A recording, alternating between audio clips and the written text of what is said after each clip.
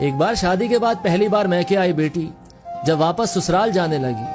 تو ماں باپ نے اسے بہت سے تحفے طوائف دیے،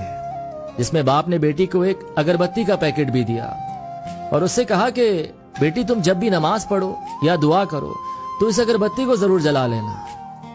جیسے ہی وہ سسرال پہنچی تو ساس نے بہو کے گھر سے آئے تحفوں کو حسد بھری نگاہ سے دیکھا، اور جب اس کی نظر اگربتی کے پیکٹ پر پڑی تو من ہی من میں ہنسنے لگی کہ بھلا کون سا باپ اپنی بیٹی کو تحفے میں اگربتی کا پیکٹ دیتا ہے۔ صبح جب بیٹی نماز کے لیے اٹھی تو اس نے باپ کے دیے ہوئے اگربتی کے پیکٹ کو کھولا تو اس میں سے ایک چٹھی بھی نکلی جس میں لکھا تھا کہ بٹیا، یہ اگربتی خود تو جلتی ہے لیکن اپنی مہک سے پورے گھر کو مہکا دیتی ہے۔ ہو سکتا ہے تم کبھی اپنے شوہر سے روٹھ جاؤ یا کسی بات پر ساس سسر سے ناراض ہو جاؤ، دیور یا ننن کی کوئی بات تمہیں بری لگ جائے تو تم میری دی ہوئی اس نصیحت کو یاد رکھنا، اس اگربتی کی طرح جلنا۔ جیسے اگربتی خود جل کر اپنی مہک سے دوسروں کو تر و تازہ رکھتی ہے، ان کو سکون دیتی ہے، اسی طرح بیٹی تم بھی سہ جانا، اپنے سسرال کو مہکا سمجھ کر اپنے اچھے رویے اور خوش اخلاقی سے ان کے گھر کے سکون کی وجہ بن جانا۔